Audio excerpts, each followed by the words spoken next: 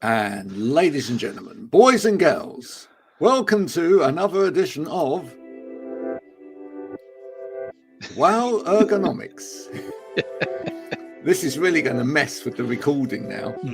Okay, because when this goes to Spotify, as your son's discovered, it's got its own little theme tune. Yeah, so it now has. I've got a theme tune with a theme tune. It's just that just doesn't make sense. So I better stop that then. Yeah, there we go. You're coming from a very dark room today, there. So I have. I've tried to put all sorts of lights on in the background, but it's not really improved it. So this is as good as it gets today, I'm afraid. Well, let's hope we're going to have lots of people joining us today. Lots of people joining in with all of the fun and the games. And we have a game, of course. Of course, we do have a game, which is going to be slightly different today. You'll be pleased to know. Yeah, absolutely. So that will be good when we get to it. If people want to join in with the game, yep. Ta-da!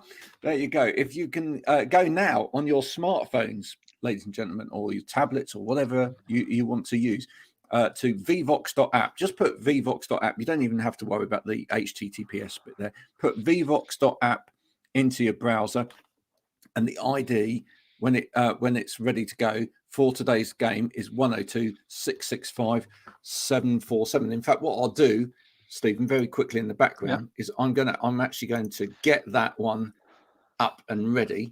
Yeah. So don't forget the names. Yeah. I'm going to start the session so that actually there we go. Yeah, the names bits there. The names bits there. So I've just done it. It's accepting names. Exactly. So don't worry about that. I'm going to exit that now. I'm going to come back into studio land. There we go.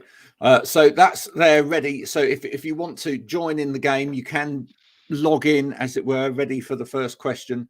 vvox.app in your browser, and then the ID, which is on the screen now, 102.665.747. I feel like I'm a presenter for Children in Need or something, saying a number like, and that number again is 102.665.747. Please help to save. Standard network charges will apply. Yeah, please help to save a child. Oh, hi, Des. Look, I thought you were ill. You'd already told me that we wouldn't be being joined by OD today, but she's still there. Although typing is minimal, she's only been able to write 2 letters. Normally, it's War and Peace, isn't it, from her with her little comment. Poor love isn't feeling very well. Look, you just rest. I mean, if you just want to watch today, just enjoy the show. We're going to be speaking to our very first guest any minute now. Yep. The wonderful Kirsty Waite will be joining us all the way from LinkedIn land. Let's see if we can find. Oh, hello, Chris. Hello, Chris. Nice to see you. To see you, nice.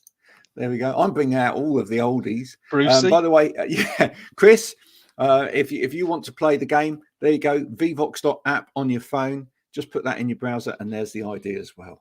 I think we'll just leave that there for a minute. I'm going to get rid of some of this branding around the edge so that we can bring our guest in. Space for a third one. And make a little bit of room. Shuffle up, Stephen. Yeah, sorry. And there we are. We have room for Kirsty. Hi. Thanks for joining us. No problem. Thanks for having us. Yeah. So a lovely bit of IKEA furniture there in the background. Other furniture manufacturers are available. Oh, yeah. That's the beauty of IKEA furniture. You can recognize it anywhere. Basically, it looks like that. Back in the day, I used to dance like that in nightclubs. No judgment here. We don't want to see that. No, stop it. Make it stop. So how are you, Kirsty? What have you been up to this week? I'm good. It's really sunny here today, which is nice for the first time this week. It is. It isn't sunny here. Where are you coming from? Durham. Hey. Did I sound really northern when I said that there? Aye. You can't not sound northern when you say that. Oh dear, oh dear, oh dear. So have you bumped into Ant and Dec recently? We're not stereotyping here, are we? Just to check. Are you drinking Newcastle brown ale for your lunch? Yeah, I do that. Scotty cakes and that sort of thing. Yeah. So. A bottle of dog, but not at this time in the morning. Anything goes up here, to be honest. So does it really?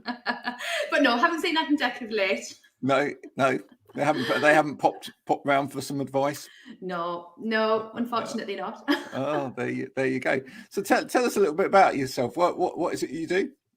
So I'm a business coach and mentor. So I work with businesses to help them put process in place, work on goals, like just help them create a nice, gorgeous, yummy business that feels good to them. Oh, a gorgeous, yummy business. That sounds nice, doesn't it, Steve? Yeah, It does. Gorgeous, yummy business. I like that. Well, there's so many. Actually, I love the language you're using, because so many coaches make business sound boring. oh, yeah. But gorgeous, yummy business. That's a good start. Yeah, I mean, do you take a bag of Haribo in with you on your first visit or not? If it works, yeah. Anything. What sort of size companies do you work with? Any size, or a particular size of business that you particularly?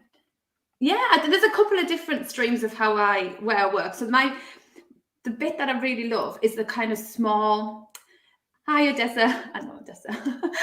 The smaller businesses. So where my kind of passion is helping those small-sized service businesses that have maybe started out as freelancers and then progressed into a business.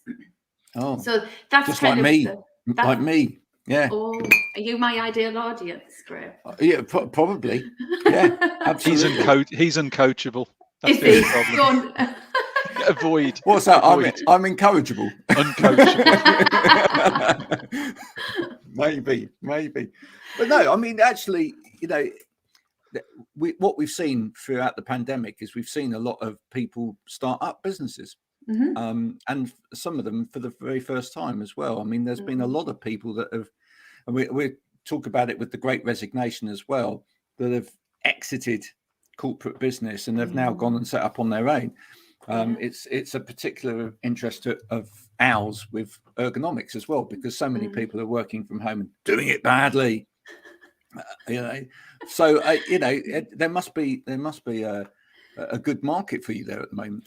There is, and I think what you say there, the whole world of work is changing, isn't it? And what that looks like, and people are really taking stock of what they want to do and what they actually want to be spending their day doing. So there's been a huge surge in self-employment, and those people where they started out doing something that they love and it's their creative passion, the business side of it doesn't necessarily come naturally, or they don't necessarily focus on that. So that's where I can kind of come in and support them, so they can get to do what they love and their passion, and I get to help them create the sustainable structure around that business. Yeah. No, that's good. Stephen, you got any questions for our guest? Well, I was going to say, Graham, one of the first sessions we did together, we did a piece with a group of VAs, didn't we? Virtual assistants, and that was an area that had really sort of exploded with COVID, with people being pushed to work from home, and that whole sort of VA community was growing very quickly. In fact, the more and more I see, it's one or two of the people that we followed at the time. Graham, Joanne Manville, I think, was one of the main people. That seems to be ever growing. Is that a community you've engaged with?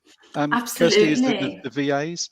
Yeah, absolutely. And some of my clients are VAs, and I think that whole industry has just boomed this last year or two, and it's given people an opportunity to work very differently, isn't it? And I think people have seen that opportunity and just kind of thought, because people are looking for that work-life balance, aren't they? They're looking to do something in their own time and to have some kind of autonomy over how they work. And I think that's a great industry that allows people to do that. So yeah, absolutely. I work with a lot of VAs. For people that are joining that haven't necessarily picked up on the lingo yet, we'll just tell them what VA means. VA means virtual assistant. I mean, it's a fairly modern term, really, which is only really kind of developed properly during the pandemic as well, because a lot of the time before that, people were calling themselves sort of, personal assistants, and it's kind of moved a little bit from that to this kind of virtual. The word virtual, that's a great one. Does it? It almost sounds like they virtually do it. I'd hope that they actually do it, but virtually. But I guess where there really has been a demand for those VAs, Graham, is where people have, as Kirsty said, started their own business up. Maybe they're small to start with and don't need that full-time assistant work, but a VA has got the ability to sort of work for 4, 5, 8, 10 or 12 businesses at the same time. So it sort of helps the VA in terms of what they're looking to achieve, but also the small business, that they're not then having to take on commitment to costs, but can use someone for maybe a couple of hours one day, 2 hours the next, 3 hours the next. So it sort of works for everyone, doesn't it, in that relationship? Yeah, it does. Absolutely. I mean, tell me, so you do this coaching with people. Is any coaching painful? Physically? Not physically painful. I don't know. Maybe. What I would say is that it takes commitment and it's challenging. And I think that's where the growth happens, isn't it? When it is challenging. And if it was easy, everybody would be doing it. Yeah. And I think when people come to me, they tend to be really overwhelmed and frustrated. So they're in some element of pain anyway, but they just need to kind of get out of that. So I wouldn't say it's painful. I think it's can be challenging, I would say. But equally, by the end of it, they've rid that overwhelm. They have clarity on what they want to do and how they can structure their business. But like anything, if it's worth doing, it's worth investing and committing to do. So you're like a sleep coach, really. Like a sleep coach. Yeah, you help people sleep at night. That's a really good way of seeing it. Definitely. And what I want to know is, because obviously you've come on a show called Wow Ergonomics, although it's very loosely termed Wow Ergonomics.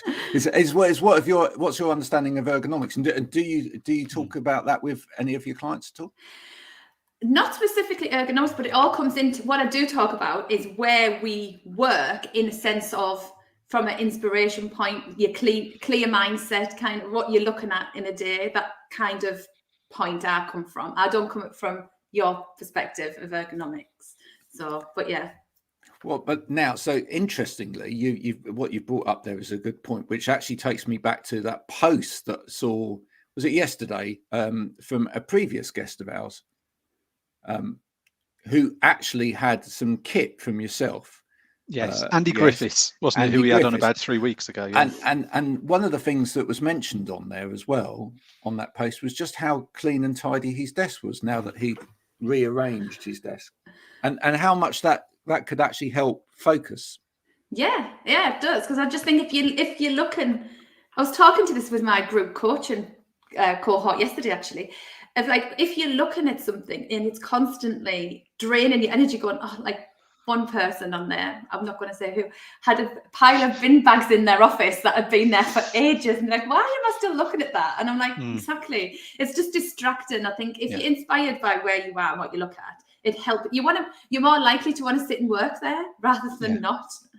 No, absolutely. Because one of the things I've done, Graham, after we've had these sessions, and I'll connect with Kirsty and ask her the same back, is almost do a bit of a 180 as to where you're sitting. Send us a picture of what your setup looks like, so what you can see and we can't, because that's where we sort of got to with Andy. We had a really good conversation with him, and when he sort of sent through his sort of 180 picture of how he was working, it was like, I can't let this carry on. We need to do something about this. But as I say, he did a great post, and as I say, absolutely, it was very kind of him to thank us, but it had given him a lot of clarity, but really sort of, I guess, highlighted for him how long has he been working in a poor postural position? How has that impacted not just his physical posture, but his actual productivity, his personal performance and his productivity? How much has been influenced by the fact that he maybe wasn't aware of some of the things that are out there to support, and once he's got it, it sort of adds clarity and helps him with how he works and how he performs with his clients as well. Yeah, absolutely. Yeah, I mean, one of the things we see all of the time as well is that actually there's a problem for a lot of people, or there has been a problem for a lot of people over the whole pandemic as well, working from home, in terms of making that distinction between their living space and their working space as well. And trying to swap between the two psychologically is quite difficult sometimes. But you have to, there's one thing that an office gives you is that working zone, as it were. Although having said that, from a personal point of view, I never really liked offices. No, sorry, hands up. Never really liked an office because for me, I found that they were incredibly distracting. You know, because you've got all of these people with their own little agendas, all kind of walking about, making a noise, or, you know, little bun fight going on over there, etc. Yeah. You know, especially with grunt work, what I call grunt work, which is where you're trying to get your head down and do it. You know, you can, and I think that's what people have learned. You can do that anywhere, and actually, maybe in a quiet space at home, that's easier than actually. Cool, you've just suddenly had an epiphany there. Me? Stephen, he suddenly went like really bright. I don't know what happened with the lighting, but I've no idea. I suddenly was looking, thinking, oh, I can see myself now. I was thinking, gosh, I need to do something about that. And then it's normal service has resumed, hasn't it? Anyway, So, I'll just bring up Rory's quote again, which we had while we were talking. Is coaching is only painful if the client misbehaves, and then you have to break out the accountability stick. Is that true? Do you have an accountability stick? Do you have to pull it out occasionally? Only for the really naughty with people. Really naughty ones. That would be me. Kirsty, just out of interest, what would the ideal client look like for you? Not just necessarily about the number of people or the business, but sort of their attitude and approach. What are the ones where you sort of really rub your hands and go, this is the sort of people I want to work with? Yeah, and it's very much around the person for me. Like, I'm really personable about and intentional about who I work with, and it's got to be aligned energetically, values, and everything. So when you talk about like who I would get really excited about, it's people who know they need help and they're ready to commit to it, but they also have a lot of ambition and goals, and they want to create something that's really unique to them, because that's the whole ethos of my business, is creating something where someone can thrive authentically in a way that aligns to them, and that's different for everybody.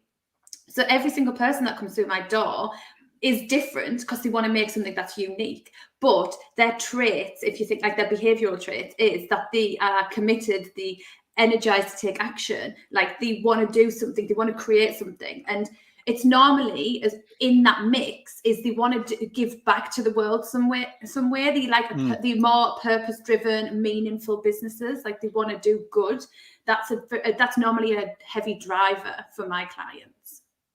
Is there anyone you would avoid, Kirsty, if you're if you're approached by someone? I mean, have you actually had to sort of be very careful with your wording and sort of turn down opportunities? Yes, I do it. I don't want to say I do it all the time, but I do it when it doesn't align with me. And it might be that I don't think, finding a coach, you have to align, like they have to be right for me, but I have to be right for them as well. And even if they think I'm right for them, if I'm misaligned, I'm not going to be showing up as in my best self, helping them, because I'm going to have that resentment of, I don't want to work with them. I've got them today and I feel a little bit, well, that's not fair on them. So it's got to be a two-way thing. And yes, I have said no and worded it politely, but it's for the best interest of both of us. If it doesn't feel right, it's just needs to be avoided. Yeah, I totally get that, because you know, it's the same for us on the marketing side. You know, sometimes there's clients where it just isn't going to work. You know, I mean, it might be that you've got all of creative ideas for that client and you know where to go, but if they're not going to buy into your perspective on it, if they're not going to, you know, pay you for what you're putting into it, because and I don't mean paying in money, because actually getting money out of people actually isn't that difficult, but actually if they don't actually pay in terms of their commitment to it, then it isn't going to work. And I think with coaching, some people think that they're paying you to do it for them, whereas they're the people that I avoid like the plague, because our expectations are mismatched. And with coaching, it's quite a personal thing. Like, I get to know on a very deep level my clients. Like, because in business, when things aren't working out, it's normally a driver from a personal situation. So sometimes it's a very personal conversation, and I don't want to be having that relationship and contact with somebody who is draining my energy. And I've got to get up and have conversations with these people week in and week out. I've got to know the ins and outs of everything going on in their business. And if our expectations and values are misaligned, it makes that really challenging. And you're never going to meet their expectations if they think you're going to come in and do it for them. So it's better to have that conversation up front. And I think I say this quote all the time, but it's a Brené Brown quote where you choose discomfort over resentment, and you have that literally 5-minute uncomfortable conversation for 6 months worth of resentment of taking them on. Yeah, no, agree. I actually think it's the same for most service industries in a way. I think that most people assume, or people wrongly assume some of the time, that actually, regardless of what the service industry is that you're offering, that it's, you pay your money, everything's done for you. But it has to be a two-way street. Yeah. In most things, even take it back to ergonomics and ergonomic assessments. I've sort of used to see that when I went out and do workplace assessments with people. People sometimes would assume that you would turn up, you would then make everything right for them by providing them with a whole load of kit, and that would make the problem go away. Yeah, that doesn't. But then they'd not use the kit, or they'd not put it in right, and then it'd be your fault. So it's the start of a process of re-education and learning and re-evaluation, and and it's important that is part of that process. But if the person doesn't actually take that on, it doesn't matter what you've done. It won't make any odds. Absolutely. And then you've got to think. You've also got to think of: do you want to? At the other end of that, you don't want your reputation to be damaged by that, because they're not going to be happy with the service no matter what you do.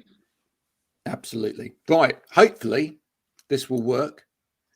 Because you are here today not just to talk about yourself or your business or anything else, but also to join in one of the world's most famous ergonomic quizzes. I've heard all about it. Probably because there aren't actually an awful lot of ergonomic quizzes out there.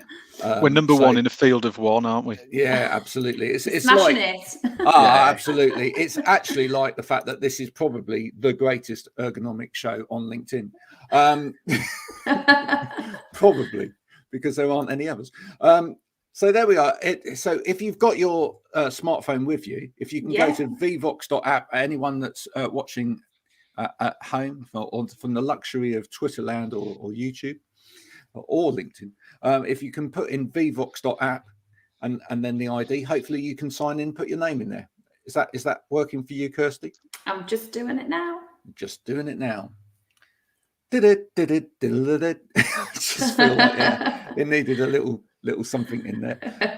Hopefully we still got some people watching. If you are, do join in as well. There's a prize up for grabs for the winner as usual. Of course, if Stephen wins, he goes home with his prize, which he already has at home. So I don't lose my job. I get to stay another week, and he stays another week in his job at Pareto Principle as well. So there we go. So we can now start this week's quiz. Let's go over to VVox and we can do that. Okay. I'm in. You're in. I'm in. Oh, fantastic. That's what I'd like to hear. Right. So now I've said I'd make it slightly different today, Stephen. Okay. So every week up until now, it's been about a product on the Bakker Elkhuizen website. Okay. Right. And today it's about one of your keyboards. Okay. But I thought this is a bit unfair for all of those people that are coming in, right? Because there's too many questions about Bakker products, and by now you've probably gone and gemmed up. So I've actually put in a fair few questions now as well about other topics. Okay. Right? So there's the odd splattering of ones about the keyboard. So we'll start with this one. Okay, and this is actually where you can actually draw something on the screen. All right, where is the numeric keypad on this Ultraboost 950 from Bakker Elkhuizen? Okay, so I'm just going to show the results. You should be able to show where you're putting that. Hang on, tap to use. Yeah.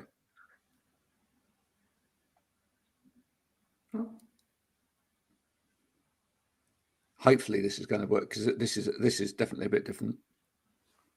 Oh yeah, there we go. Yeah, so one dot has appeared on screen. Someone's. I submitted one. There we go. Got some more people playing. Oh, more people. There you go. I And think I've done it. yeah, 4 out of 5. One more person to vote. Yeah. I'm going to have to call the day on it because someone's taking too long. Right, there we go. 4 votes in. Let's have a look at the correct answer. There isn't a correct answer. And the reason being it's a false question is, Stephen, would you like to explain why? Well, yeah, there is a numeric pad. Well, no, there's not a numeric keypad though, is there? Well, there isn't one on this keyboard. That's the beauty of it. There is the ability to use a numeric pad that's built in, which is where I've put my answer, and I think Kirsty might have put her answer as well. So there is technically the ability to use a number pad, but actually there isn't a separate number pad. Trick question, Graham. Trick question. Right. Okay, so let's get on to the proper ones. Which element has the periodic symbol AU? Gold, silver, aluminium, or copper?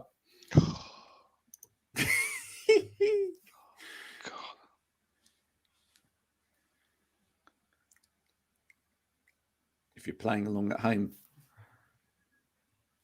put your answers in now. 2 out of 5.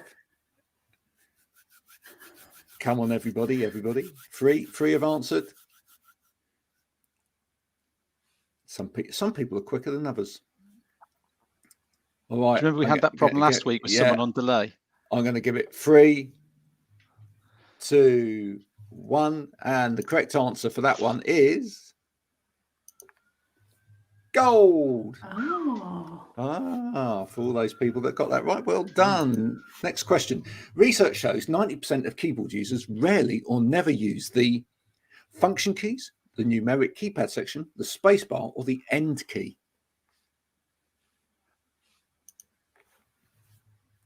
So we've got 2 votes in so far. Numeric keypad section and end key so far.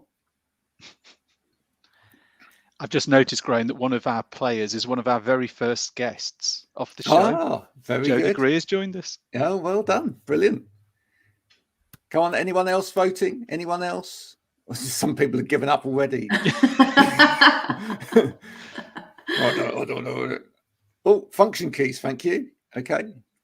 Okay, so we're going to give it 3, 2, 1.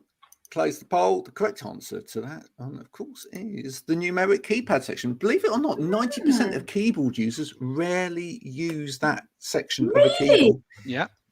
What do they use? Really. Well, there the are numbers keys across the top. There are the numbers across the top. Yeah, but that's actually really quite interesting statistics. That is. Okay, the next one. Which of these countries has not hosted the Summer Olympics? Finland, Mexico, India, or Belgium? Wow. And this is where all of those that went, thank goodness it's not a question about a keyboard, can really join in.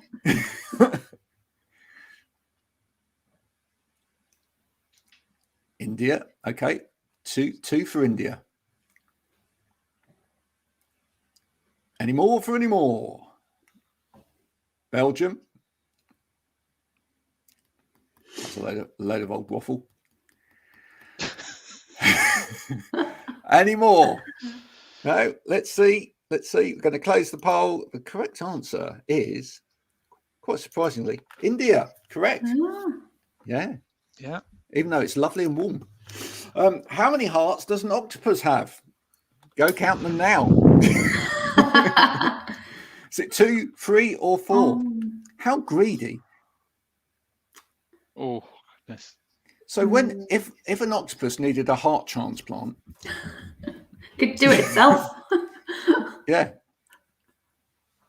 Or, if it needed a triple heart bypass, what's that mean? Right. Oh, we've got 4 people answer this. Okay, 3 people saying 3. Is it? No. Oh, yeah, 50%. 2 people saying 3. 1 person saying 2. 1 person saying 4. The correct answer is, believe it or not, 3 hearts. Oh, well, they're going to be expensive to take on a date on Valentine's Day, then, aren't they? Movies. Which title below is a song from the film A Star Is Born with Lady Gaga and Bradley Cooper? Rewrite the Stars, Shallow, Far From Me, Never Enough, Into the Unknown, A Million Dreams. Extra point if you can sing it.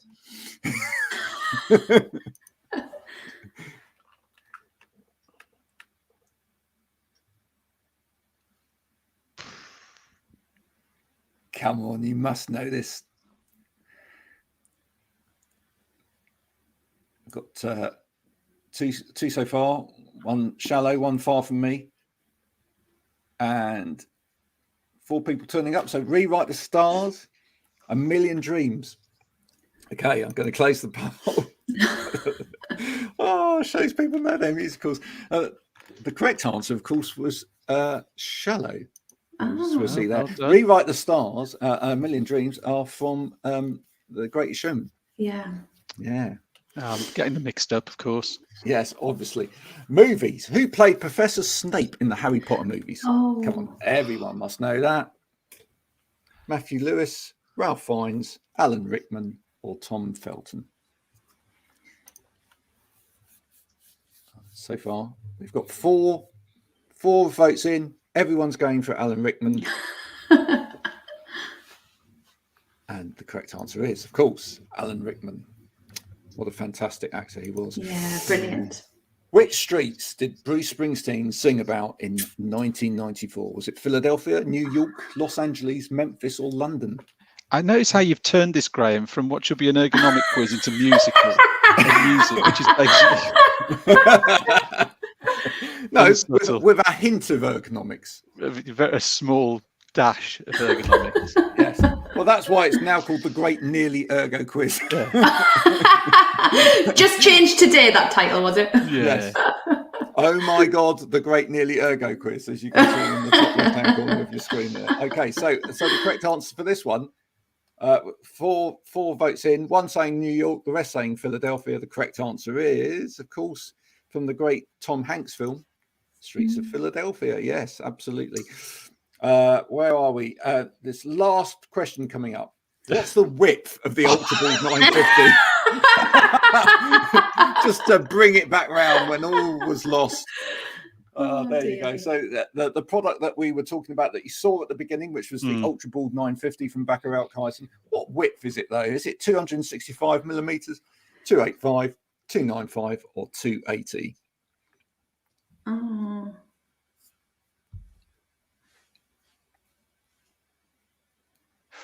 Oh, so we've got 2 at 285, 2 at 280. I closed the poll. Let's show the correct answer. The correct answer was 285, which means here we go. With 2 people win. Wow. With a score of 6 out of 8, we have Chris Barlow, woo, and Stephen from Backer. Keep your job. Kirsty, well done for coming third. Jodie, better luck next time. Better go and study study something. Study your keyboard. There we go. Well done, Chris. As you would expect, actually, from Chris, that he did quite well there. You know, because he has done. He has done quite a lot of ergonomics himself, so you would expect that. I'm going to bring in another guest now. Was the space for? Or move along. Yeah, we'll make a little bit of room. Well done, everybody, for taking part. Jodie, I had no idea. Me either. That's what you call a deer with no eyes. What do you call a deer with no eyes and no legs, though? Still no idea. Correct. And here we go. So, Jodie, thanks for coming along. And so, Pratheesh, thanks for joining us. How are you, sir? My pleasure to be here, Graham. Not too bad at all. Thank you. How about yourself? I'm fine. You have an amazing. You've taken a walk. You're out somewhere in the middle of a crop circle. So have you created the crop circle yourself, or was that aliens? I decided to go and meet our future overlords. So give them a welcome. Now this is a field about 20 minutes from my apartment in Cork. Wow. Spectacular place. You can just sit there for hours. Yeah. Oh, lovely. What a lovely part of the world. Has anyone else ever been to Cork? You have. Yeah, you have, Stephen. Nice. We have a one of our partners over in Ireland who sells our product is over in Cork. I've been a couple of times, not been for a couple of years, but hoping to get out to see them again in the next 2 or 3 months, I think. Fabulous. You should definitely let me know. There you go. Absolutely. And obviously, Kirsty, you need a client in Cork, because look how beautiful it is. I know. I need to go there. Yeah. That's so. If anyone wants a coach out in Cork, just saying. Oh, there you go. Oh, Jodie's been to Cork. Well done, Jodie. Yeah. It's part of Ireland I haven't been to yet. Haven't been there yet, but I must go. I've been to other parts of Ireland, but not Cork. No, it is probably one of the most beautiful places I've been to. I mean, the whole country is amazing, but especially Cork. And what I like about Cork is that it seems to be the right mix between town, city, and countryside. So, like from the city center, 5 minutes drive, you're out in the wild. There you go. I can get rid of that VVox thing now. We've had the quiz. The quiz is over. Chris will be getting his stuff in the post sometime soon. You have to link up. So, Pratheesh, tell us a little bit about what it is that you do. The shortest way I can describe it is I work with accountancy firms, helping with their scaling and growth. So that's the short and simple. I mean, the details are depends upon what exactly I jump into, but primarily looking at the bottlenecks that almost all accountancy firms face, and also help them with staying competitive, because the market is changing quite rapidly, and to help them really up their game to stay relevant in the current world. It's quite amazing, isn't it? Not pushing down on accountants at all, but every single year at this time of year, well, actually normally a little bit earlier, on LinkedIn, we suddenly see all of the accountants crying into their beer, saying, I've got no time. What is it? Is it the accountants that are at fault here for not being organised, or are we really that bad at helping the accountants with our accounts? It's a number of problems. Now, from the accountant side, what I've noticed is accountants are generally excellent at spotting problems, but they are very bad at solving them. That seems to be the underlying theme of what I've learned working with them. Now, partly, yes, the customer, the end client, you have to chase them till the very last moment for them to submit their documentation, and then they have to scramble, find whatever bits of paper they can, send it back to the accountants. I don't know how things are in the UK, but in Cork, even now, many accountants receive shoe boxes with receipts 5 minutes before the deadline. I think that's probably the same thing. That'll be what Graham's accounting will be having. Kirsty, I mean, is that something you've seen with clients? I mean, as you help them with their business, have you seen the boxes of? I haven't, but I haven't seen it, but I've heard a lot. I've heard a lot of people do that. I should have taken photos. I mean, I would never believe, and it's not even boxes; they are literally shoe boxes. Well, Stephen has one of those a week just with McDonald's receipts. I once dialed into one of Graham's sessions from a McDonald's drinking a coffee, and ever since then he abuses me about eating McDonald's all the time. Rude. Very rude. But there are ways of digitizing these things. So yes, you can help with a little bit of technology. But is technology completely the answer? No, it is a mix of technology, people, and especially process improvements. I'm assuming you guys have heard about the Pareto Principle, the 80-20 rule. So it is very apt when it comes to the whole accountancy world. 80% of all problems are caused by 20% of processes that are currently happening. And again, the difficulty is that when you are doing something day in and day out, you know this is a problem, but you are so busy doing it. You say, okay, I will find a solution tomorrow. So you keep staying in that loop. You're never able to get out unless some external help or some external situation, let's say COVID related issues that came up, something like big like that happens where you have no choice but to break out of that loop.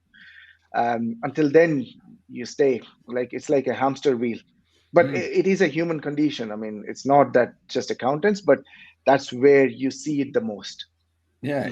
Do you find that's the same, Kirsty? A lot of the problem is process driven? Yeah, absolutely. And I think what you were just saying, I think it takes people to be in pain before they break that cycle sometimes. And I think coming to the accountancy in the financial year end probably is that crunch point of pain. But then they need to do something about it, which then they get the shoebox of receipts out and help.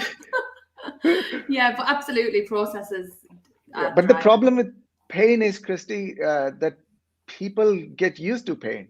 Yeah. So they prepare themselves mentally for this end of year issues. They say, okay, I'll get through this and then I'll hit the pub and I'll drown my sorrows. Yeah. Then I'll forget about it for the next year. Yeah.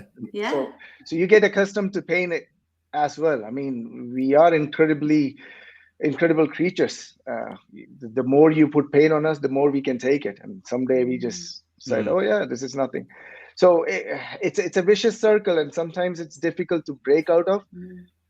So there's no one kind of solution for everybody. It is generally a mix of various strategies. Tech being a big part, but I think everybody knows accountants trust nobody and nothing. So even to move them to a new technology, you have to spend a lot of time. Now, I was talking about grunt work earlier, Pratheesh, and I call grunt work some kind of repetitive task that you have to do over and over again. I mean, with regards to grunt work, accountants have a lot of it. I think most, in this case, 80% of the consequence that is grunt work is, it is grunt work, majority. I mean, it is heartbreaking to see these highly qualified CAs sitting there and typing stuff into Excel. Yeah. And I'm like, wow. And there's the phone ringing and nobody's picking up because nobody wants to touch the phone when they're doing this work. And I'm thinking, okay, you're getting paid for this. Yeah. So, I mean, so from the ergonomic sector, accountants must be a really good call. Yeah. Absolutely. I mean, do you know from feedback from dealers, how many sort of accountants, do your sort of dealership work with? I would say if you looked at our sort of prime sort of A1 type of prospect or clients who buy our product, it does generally tend to be in the accountancy, banking and finance, legal sector, purely because if you look at the type of activity they're doing, they're generally DSE users. A lot of them, probably even more since COVID, are working from home or have the ability to work from home. They're using numeric pads, they're using the numbers, inputting elements quite a lot. They're using a lot of paperwork, or traditionally have. So that starts bringing in, as you know, Graham, things like document slopes, integrated document slopes, etc. So they almost, all the activity they do is all the stuff that we love to sort of sell. So absolutely, accountancies and accountancy firms would be right up there. And also, dare I mention, they also tend to be businesses that, and this is a positive, they tend to be more cash-rich businesses.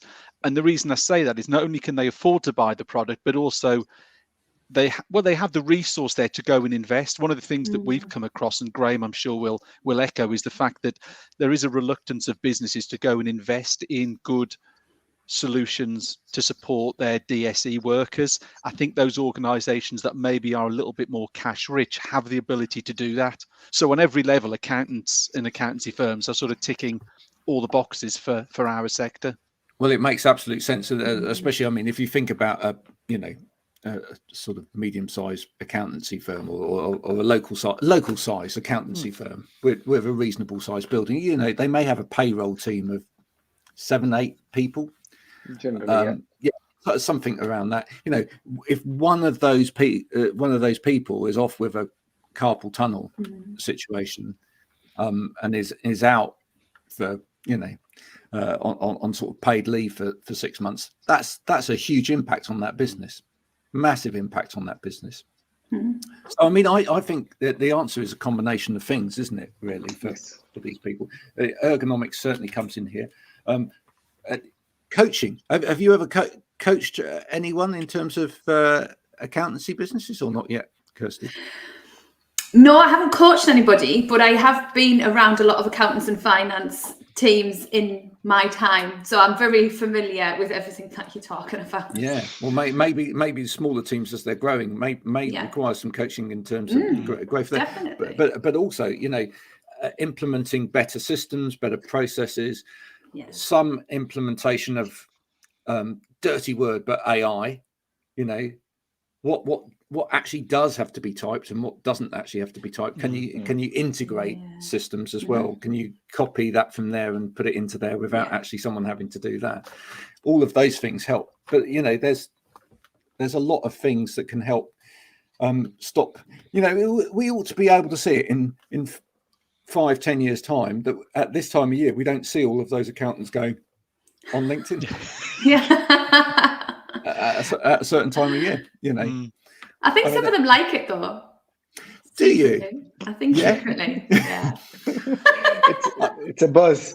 It's a buzz. It's the buzz they wait for all year. I'm not sure that their families and partners love it when they're still in the office at 10 o'clock at night. You know. Yeah, for sure. When it comes to the solution, Graham, something related to ergonomics is that the first accountancy firm that I worked with, they were spending a lot of time and frustration on certain data entry work, right? I just suggested, why don't you get another screen? Because they were going back and forth between software. I said, put a screen next to all your employees. And they were like, So they did that. It almost cut the amount of time they were spending and the frustration in half just by adding one extra screen. So sometimes it's the simplest solutions that make the biggest difference to the problems that you're facing. Yeah, no, absolutely. Although I know you've got, just so people know, he has got some clever solutions, which are a little bit clever than adding another screen. just in case you think this guy turns up, asks for money, and then just recommend you should have another screen there. That's actually what ergonomics experts do. That's what we get. That's what we people being made redundant on the back of that type of advice, Pratheesh. So just keep that to yourself. So. No, absolutely. The thing that I must ask everybody before everybody goes today, because this one's important, is obviously next week we've got coming up a very important day. We've got Valentine's Day coming up.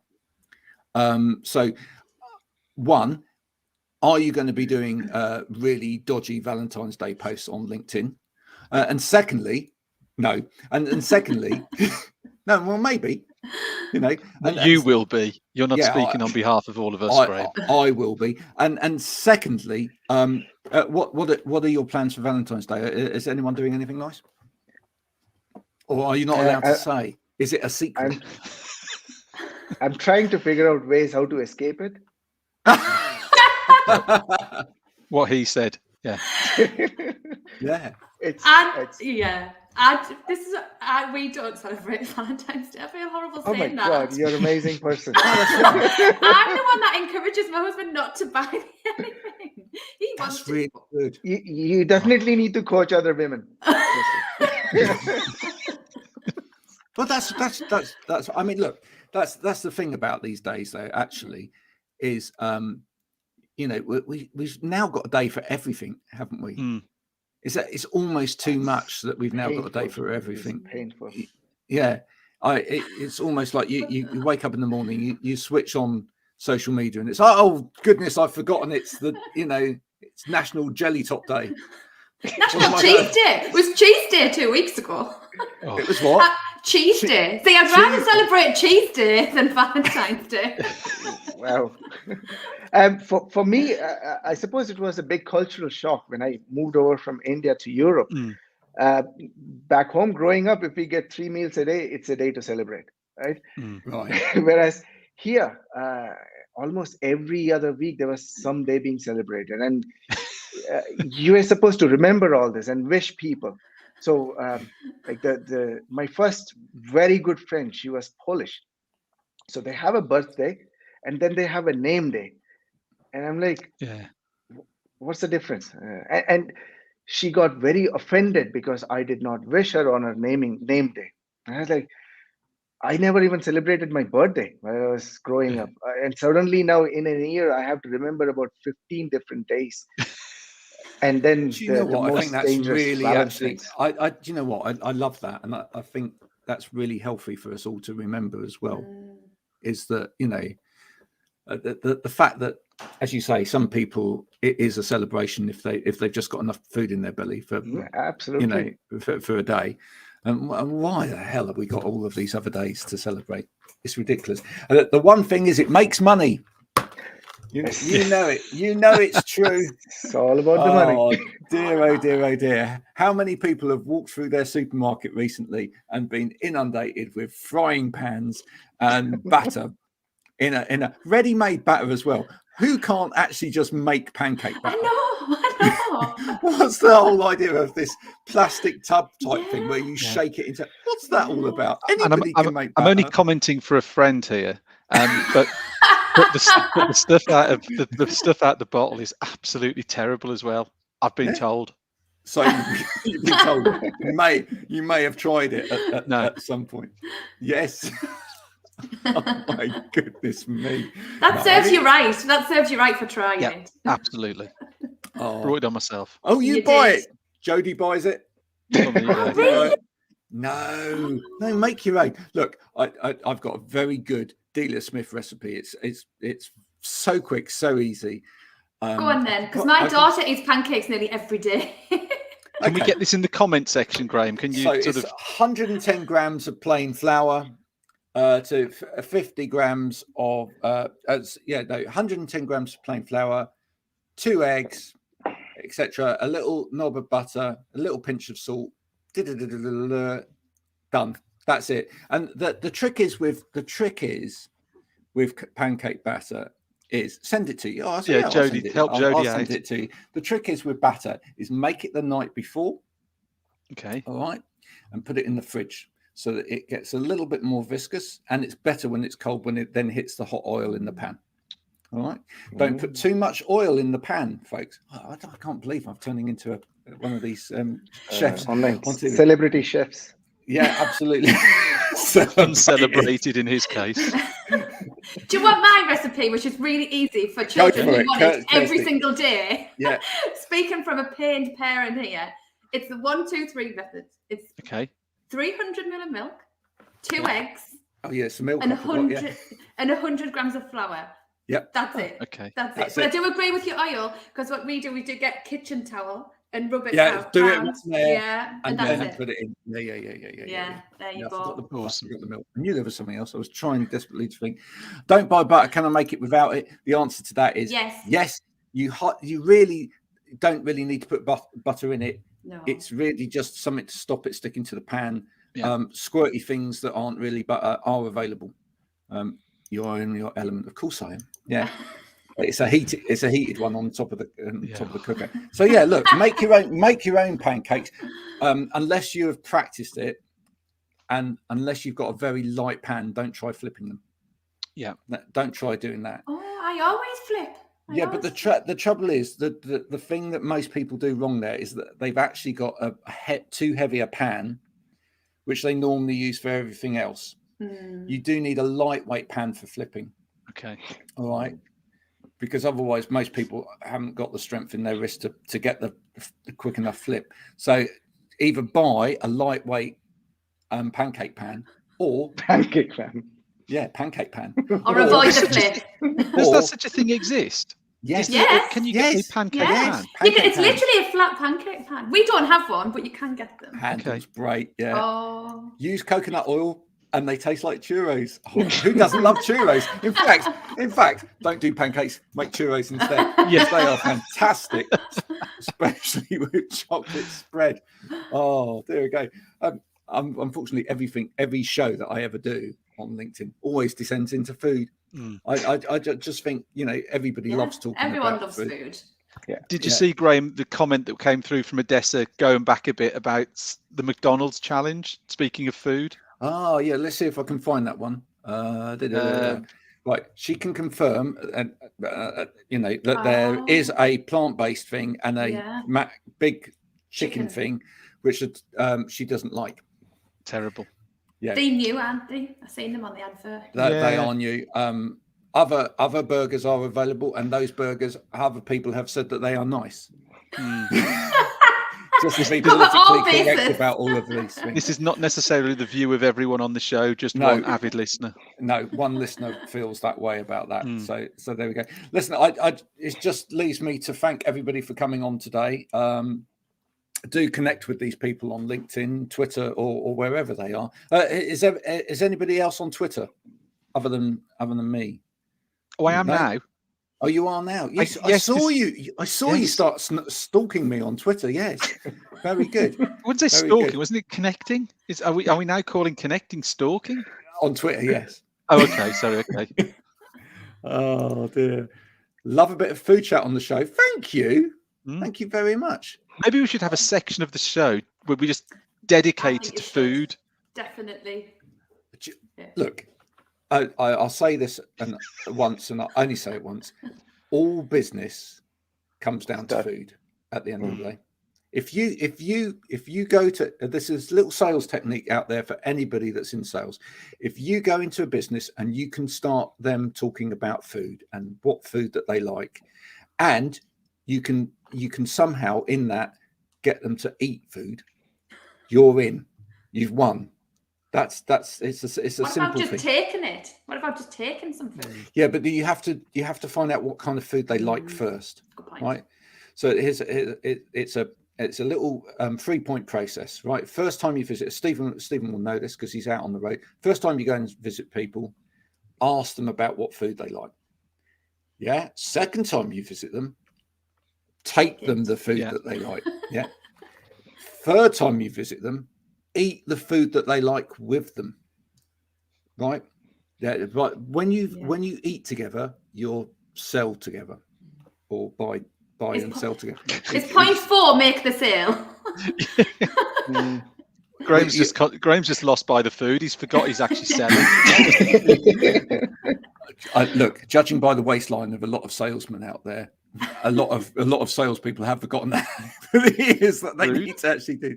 Sorry, rude. No, I'm not saying you. I'm just saying a lot of people. That's it. Do you know Graham, next week I've got a great business and food story, but I don't want to rush it. I think we need to keep it for next week. So I'm going to put it and make a little note when we do our food section next week, a great food and business story. Actually, it did take place, a very cringy event. So one for next week.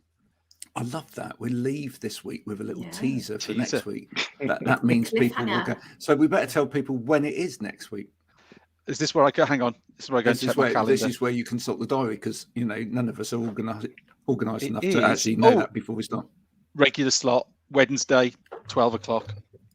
Wednesday, 12 o'clock. Wednesday, 12, do join us again next week, Wednesday, 12 o'clock, when you will hear the story that Stephen has teased us with this week. Thanks to both of our guests today. Kirsty, thank you for coming on and playing the game. Thank you for having me. Sorry you didn't win. I'm surprised I got third, to be honest. Well, bronze is a medal, isn't it? It is. And Pratheesh, thanks for coming on as well, bringing a bit of Cork skyline with you and some chat about accountancy. Thanks everybody for been joining. A pleasure. Thanks to all of the people that have been watching today. Thanks for all of your lovely comments. Gathering those thoughts together, we must talk more about food in the future. Food and ergonomics, maybe pan handle design or something like that. Yeah, or maybe not. Everyone, thanks for joining us. Bye for now. Bye-bye. Thank you. Bye-bye.